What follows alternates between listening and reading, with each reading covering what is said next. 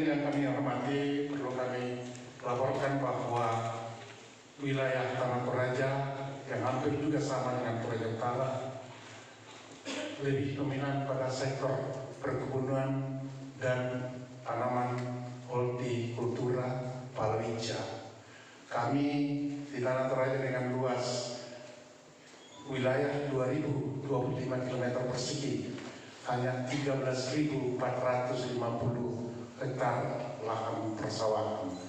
Selebihnya adalah lahan perkebunan dan juga hortikultura dan serta palawija. Dan khusus komoditi kopi adalah andalan dari dua kabupaten ini. Selain itu juga kami juga memiliki endemik dan bernilai ekonomi tinggi, yaitu kalau kopi saya tidak terlalu banyak cerita karena kemarin kita sudah cerita banyak. Ini konon kelompok terpedas nomor 2 di dunia yang buahnya sama dengan buah ceri. Nah, dalam dialog kami dengan para penyuluh, nilai jualnya adalah 20.000 per kilogram.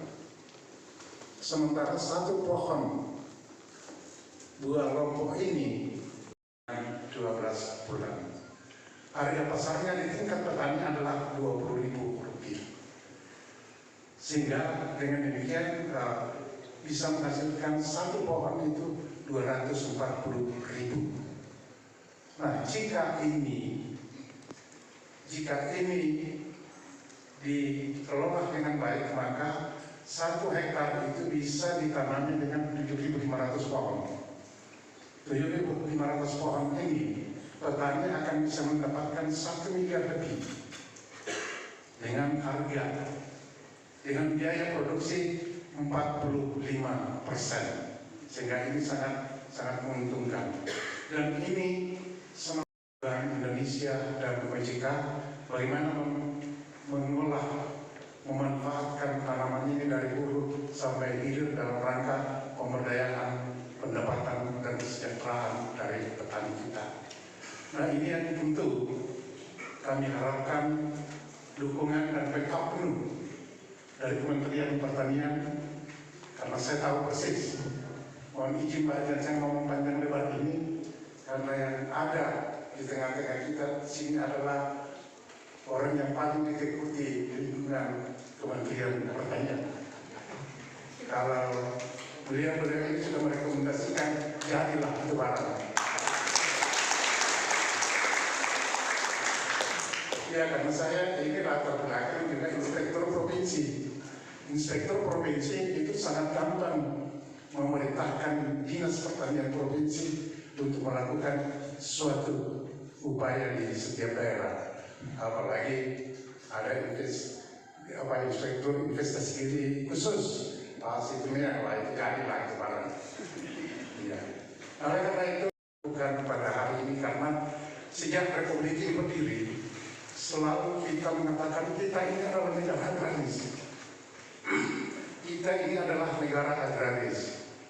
Tetapi keberpihakan kebijakan fiskal kita belum ke pertanian. Kita ribut masalah impor beras, kita ribut di masa inflasi, masa sulit ini. Dialog ini tidak akan jalan, tidak perlu ada. Seandainya kebijakan fiskal di bidang pertanian itu jalan selama ini. Oleh karena itu kita berharap bahwa dengan kebijakan yang terbatas ini, bagaimana kita mengoptimalkan pengolahan lahan yang ada sehingga itu bisa memberi dampak yang luas bagi peningkatan kesejahteraan petani kita. Karena hampir bahwa belum ada petani yang kaya adalah pedagang pertanian.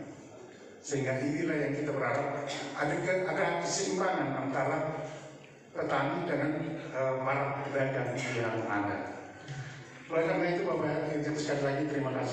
Harapan bagi petani-petani kami yang ada di Toraja ini.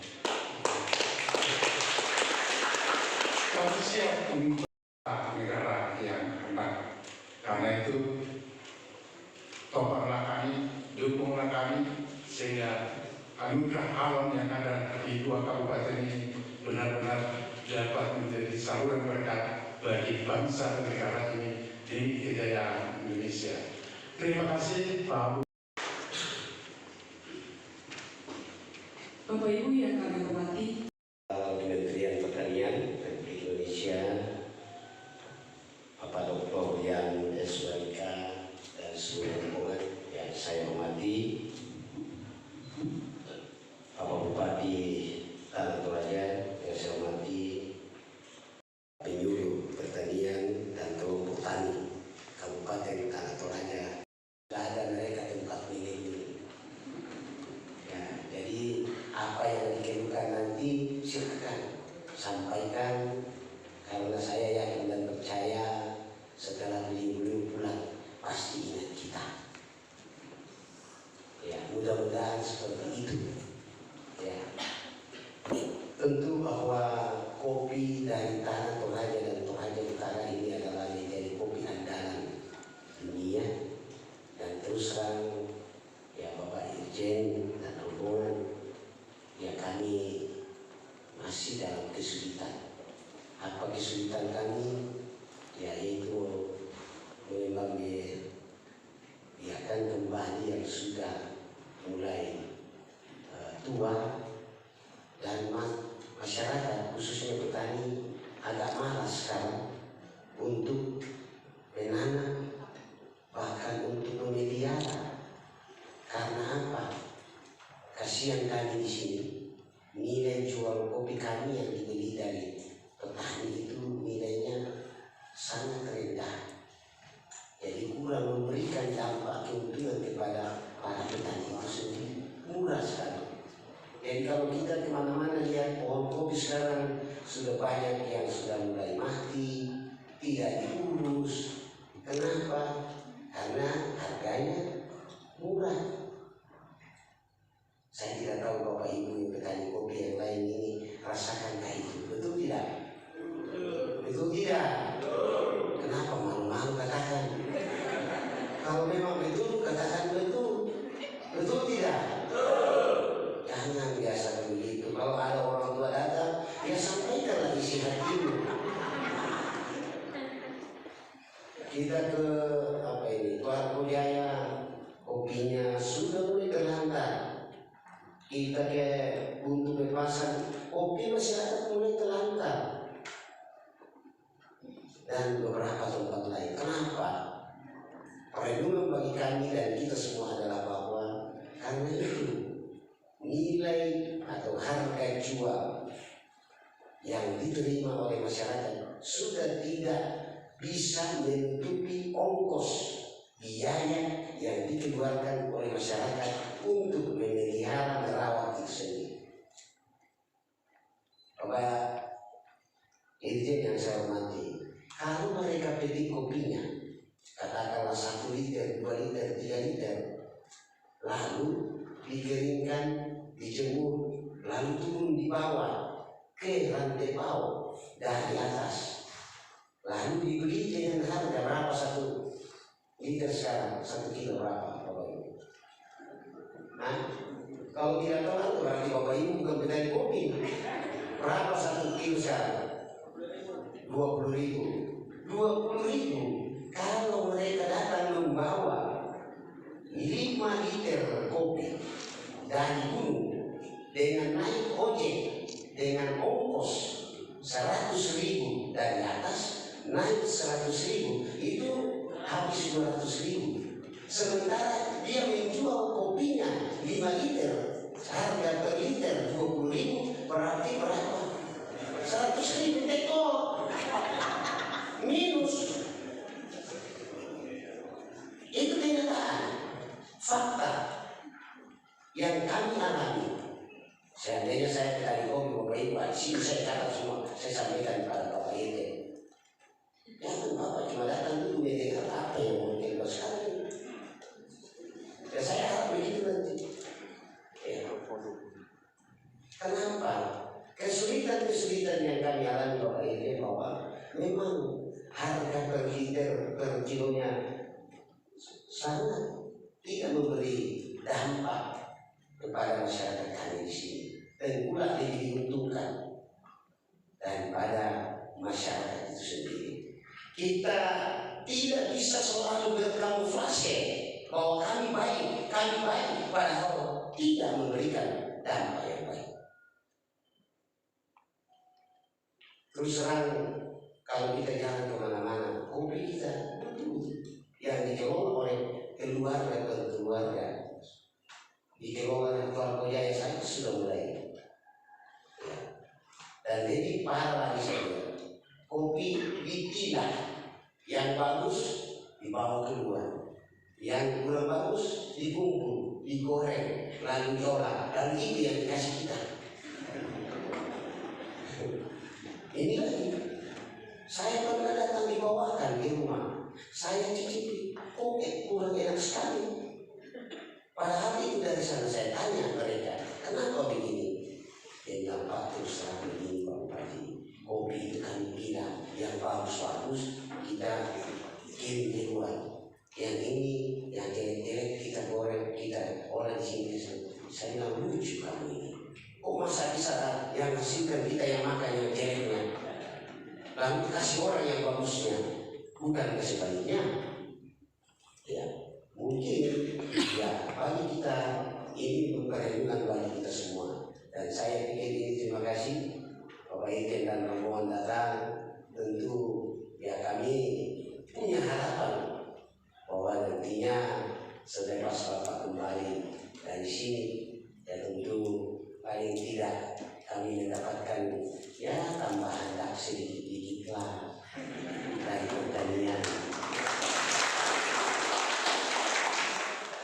Iya, kemarin saya mengingat sama Bapak Menteri Pertanian, Bapak Salim. Kebetulan saya satu mobil antar beliau ke Bolai. Saya bilang, Bapak Menteri, Bapak kan orang Sulawesi, orang Toraja juga, bantu-bantu kami lah. Dia bilang, oh iya nanti, tapi sampai sekarang ya saya masih berharap. Mudah-mudahan nanti kesan saya ini sampai ke Bapak Menteri bahwa Pak Bupati Toraja Utara masih menunggu. Ya, itu yang lagi Bapak Irjen sudah datang ini, yang notabene sudah orang Toraja. Ya, beliau tadi bisik saya bahwa saya pulang kampung. Terima kasih Pak. Jangan lupa Pak. Jangan lupa Bapak di kampungnya sendiri. Ya toh? Itu tidak? Iya. Saya bukan di Papua karena saya cinta kampung, saya di kampung. Nah, sama kita ini karena saking sayangnya kampungnya maka beliau balik kampung. Ya, saya percaya sih ya Dinas Pertanian tahun depan akan dapat di atas 20 miliar. Pasti kan Pak Iken sudah akan catat ini.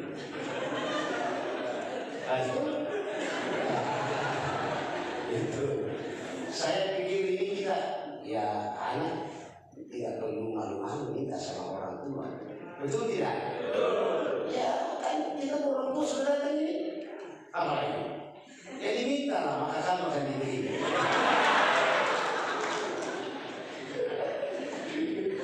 Begitu. Ya. Jadi saya kira itu yang saya bisa sampaikan. Selamat datang di Toraja Utara, Bapak Irjen dan seluruh rombongan. Ya kami harap bahwa Bapak bisa nyaman menikmati alam Toraja. Dan tentu kami juga sebagai warga masyarakat Toraja Utara dan Toraja pada umumnya, semakin banyak orang berkunjung ke daerah kami, semakin kami bersyukur. Alhamdulillah. Itu karena apa? Beliau datang kan tinggal di hotel, bayar hotel berapa? Kita kan dapat pajak juga. Ya toh? Mereka beli makan di restoran, bayar, kita dapat berkat kan? Jadi sering-sering lah datang di sini. Dan jangan lupa kalau pulang, kami mohon, ya jangan itu uangnya dibawa pulang lagi. Habiskan di sini. Nah Iya kan? Ya kalau tidak ada di kantor itu diri habiskan. Ya itu harapan kita loh. Betul tidak? Apalagi kita itu kan daerah pariwisata.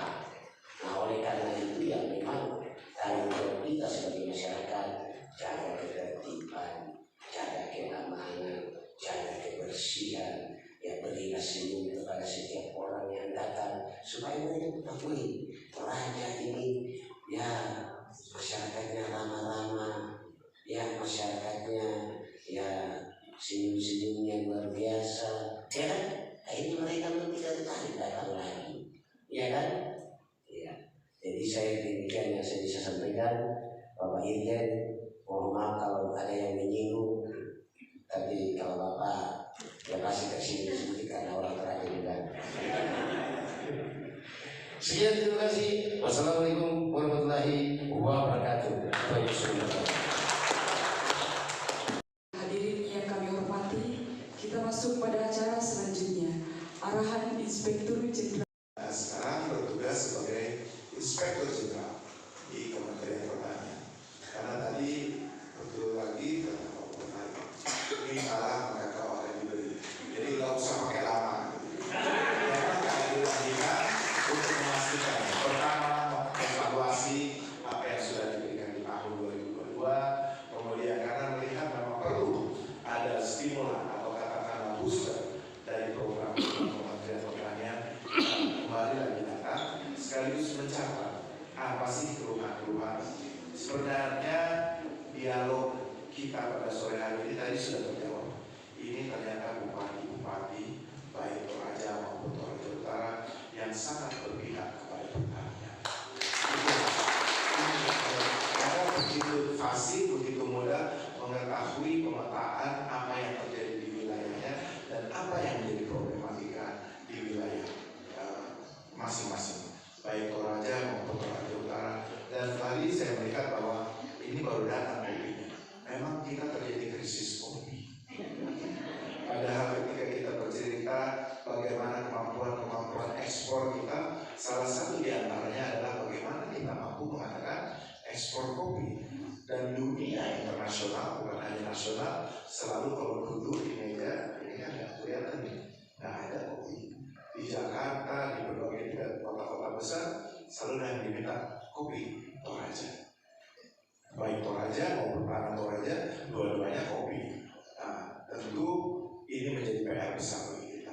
Selain melakukan evaluasi terhadap keadaan pertanian, saya juga ingin melihat bagaimana kita mampu memberikan stimulan-stimulan atau percepatan.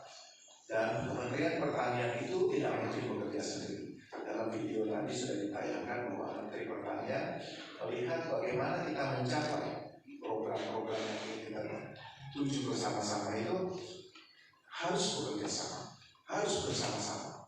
Kementerian tidak mungkin bekerja sendiri, baik pemerintah pusat harus bekerja sama dengan pemerintah daerah, bekerja sama dengan TNI, Polri, agar program-program termasuk kejaksaan. Jadi sudah dilihat bahwa makanya Inspektur Jenderalnya itu jaksa.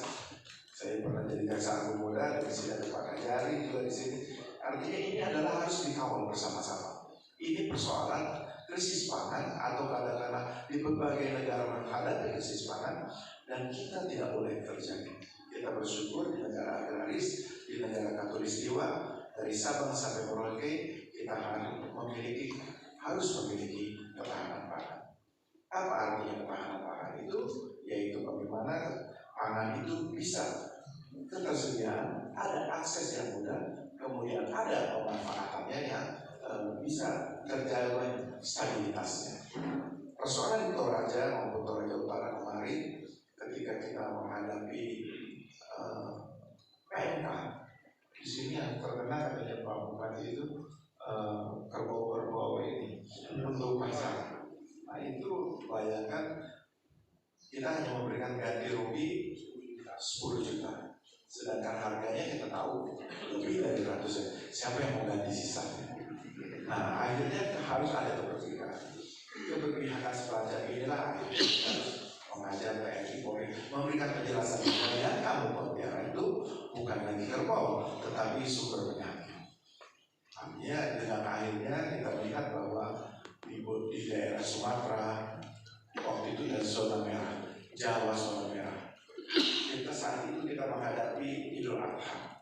Bagaimana memberikan kontribusi agar Idul Adha berjalan, tetapi kita bersama-sama menghadapi. Yang kita lakukan adalah optimalisasi tugas dan fungsi karantina pertanian, sehingga kita melakukan lokalisir pergerakan hewan-hewan. Nah itu terjadi. Bagaimana memberikan kontribusinya? Ternyata kita masih bisa memiliki daerah-daerah timur, termasuk Sulawesi waktu itu, NTB yang menjadi sumber-sumber untuk memberikan kontribusi agar ternak-ternaknya memberikan kontribusi ke sana. Karena itu walaupun PMK itu kelihatannya berturut sudah mulai menurun, tetapi kita harus tetap fokus, tetap waspada. Ini adalah gangguan-gangguan terhadap ketahanan pangan kita. Hal itu mungkin nanti di dalam bantuan yang akan kita berikan juga memberikan bantuan terhadap bagaimana penanggulangan PMK. Yang kedua, apa yang diberikan tugas kepada Inspektorat Jenderal, bagaimana kita menjaga alih fungsi lahan pertanian ini jangan sampai terlupakan. Kita melihat bahwa sebagian besar di daerah-daerah sudah mulai. Kalau di sini tadi kita berdialog juga dengan Pak Bupati, mungkin lahan sawah kurang menjadi, tetapi masih ada lahan perkebunan. Nah, ini juga harus kita jaga. Artinya nanti RT RW-nya sudah ditetapkan, tetapi mungkin menjaga. Dan perlu aparat kepolisian, aparat kejaksaan. Di sini ada Ibu Sekwan juga. Nanti bisa mengingatkan kepada DPR agar segera memberikan regulasi bagaimana membuat bahwa ini sebenarnya sudah diatur di dalam Undang-Undang 41 tahun 2009. Kita berharap di setiap daerah, kabupaten, kota sekarang kita sedang menginventarisir bagaimana kita mendorong agar pemerintah daerah segera menerbitkan peraturan-peraturan daerah agar kita juga tetap jangan lupa kita harus tetap menjaga apa yang disebut lokasi-lokasi tanah-tanah pertanian. Ini yang harus kita lakukan. Pada hari Selasa, Pak Menteri Pertanian nanti saya sampaikan Pak Bupati salam hormatnya supaya tetap memberikan keberpihakan. Jadi jangan hanya apa yang ada sekarang, tetapi kita memberikan fokus, kita tambahkan sehingga program-program yang menjadi unggulan di tiap daerah akan kita berikan dukungan secara maksimal. Saya terus terang sangat mengemari kopi, jadi ketika bercerita tentang kemarin kita sudah turun melihat kebun-kebun, memang betul. Jadi apa yang dikeluhkan oleh Pak Bupati jadi betul nilai jualnya, tetapi mungkin karena pengelolaannya dan juga peremajaan. Nanti kita akan fokus bersama-sama. Saya akan merekomendasikan tadi kan Pak Bupati Toraja ini betul rekomendasi inspektorat agar mengarahkan, karena ada program dari Kementerian Pertanian yaitu 10.000 hektar untuk peremajaan kopi. Karena nggak boleh seluruhnya nih Pak, katanya harus bertahap. Jadi jangan sekaligus mungkin 25% berapa? Misalnya ada 1.000 hektar di sini, kita lakukan secara bertahap 250, sehingga tidak sekaligus kopi kita diselesaikan. Persoalan kedua tadi sudah disampaikan, yaitu bagaimana sertifikasi terhadap pohon-pohon milik kami. Kita harus berbangga bahwa memang kopi Toraja ini sangat spesifik. Mungkin tanah ini berkat Tuhan, sehingga mungkin tanah kopi dari Kepala saja ketika ditanam di daerah sini bisa berbeda rasanya. Nah ini kalau bisa nantinya kita bekerja sama, nanti mari kita dukung bersama-sama dengan teman-teman dari Inspektorat Jenderal. Kita memberikan rekomendasi agar Direktorat Jenderal Perkebunan memberikan fokus kepada perkebunan khususnya di wilayah Toraja, sehingga kopi Toraja kita ini tidak hanya terkenal secara nasional, semakin melegenda secara internasional. Itu harapan kita bersama. Itu hal yang harus kita lakukan. Nanti sebaiknya kita akan berdiskusi secara on the spot, langsung ke lapangan. Kita lihat bahwa apa yang disampaikan ini semua sudah Tadi Pak Bupati, dua-dua bupati ini betul-betul sangat menguasai permasalahan dan memberikan informasi yang akurat, sudah menjadi masukan bagi kita bersama-sama. Kiranya mari kita dukung bersama-sama, karena kita lihat pada saat-saat COVID kemarin ini hanya sektor pertanian lah yang mampu mempertahankan ekonomi Indonesia. Di tahun 2019 nilai ekspor kita hampir mencapai 390 triliun, di tahun 2020 itu mencapai 451, di tahun 2022 sudah mencapai hampir 658 triliun. Bayangkan kalau Pak Menteri selalu bercerita tentang keberpihakan kita, anggaran Kementerian Pertanian itu hanya 13 triliun, tetapi produksi pertanian bisa mencapai hampir 650 triliun. Artinya para petani kita ini sangat luar biasa. Berbanggalah dengan petani. Besok juga kita ada rangkaian kegiatan. Selain rapat koordinasi, kita akan memanggil seluruh Kapolda, Kajati, Kementerian ATR, Kanwil, ATR BPN, dan juga BPKP dari seluruh provinsi Sulawesi di Makassar untuk merumuskan bersama-sama agar kita betul-betul memiliki keberpihakan. Kalau memang kita memiliki keberpihakan terhadap pertanian, tentunya seharusnya anggaran kita akan lebih baik lagi. Tidak lagi, walaupun kita bisa melihat hasilnya yang luar biasa, apalagi kalau boosternya diberikan, maka saya yakin tentunya wajah-wajah para petani andalan kita akan lebih semangat lagi dengan dukungan bersama-sama. Kita katakan tadi, Kementerian Pertanian tidak mungkin bekerja sendiri. Ibu bapak, para petani adalah garda terdepan pertanian yang menyangga perekonomian nasional kita. Semangat kita bersama, pasti saya yakin dan percaya melalui pertemuan kita pada sore hari ini, kita akan memberikan yang terbaik bagi perubahan pertanian Indonesia, khususnya pertumbuhan kebun kopi di wilayah Toraja dan Toraja Utara. Lebih semangat lagi kita hadapi 2023 dengan penuh semangat. Jaga pangan! Jaga pangan! Terima kasih. Pemerintah daerah, jadi Lombok Katapon yang ciri khas Toraja itu dengan kopi. Nah, kemudian kementerian ke depan seperti apa membantu Pemkab? Ya, tentunya kita melihat bahwa tadi sudah disampaikan bahwa kita memiliki satu program dalam rangka permajaan perkebunan kopi. Kita memiliki program 10.000 hektar dan tentu kita mendorong agar memprioritaskan, kita memahami bahwa kopi Toraja adalah salah satu andalan nasional yang bukan hanya untuk konsumsi, kita akan mengembangkan kopi untuk andalan ekspor kita. Dan ke depan kita harapkan tentu dengan dukungan Kementerian Pertanian bekerjasama dengan pemerintah daerah, kita akan mempertahankan unggulan kopi khususnya kopi Nusantara, khususnya kopi Toraja, sehingga betul-betul dapat memenuhi kebutuhan baik nasional dan juga Ya, ini kan dua komoditi tadi yang sudah dibahas oleh Pemkab. Apakah dari kementerian sendiri akan ada bantuan selanjutnya? Iya, tentunya kita akan memastikan ini, dan tentu tadi dialog dengan Bupati juga tidak dilakukan secara serentak.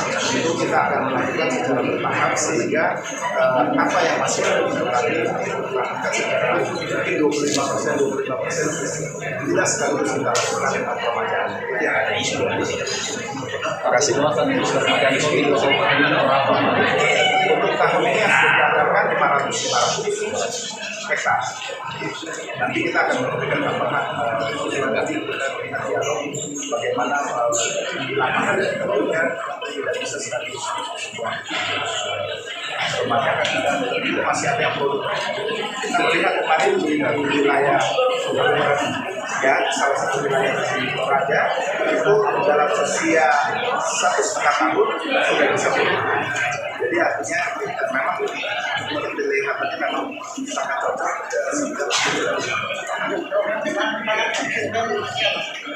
oh ya, ini bukan hanya kepada Bupati saja, ketahanan pangan secara menyeluruh. Hari Selasa kita akan melakukan rapat koordinasi dengan seluruh Kajati, Kapolda, Kementerian ATR BPN dalam rangka pengendalian alih fungsi lahan pertanian.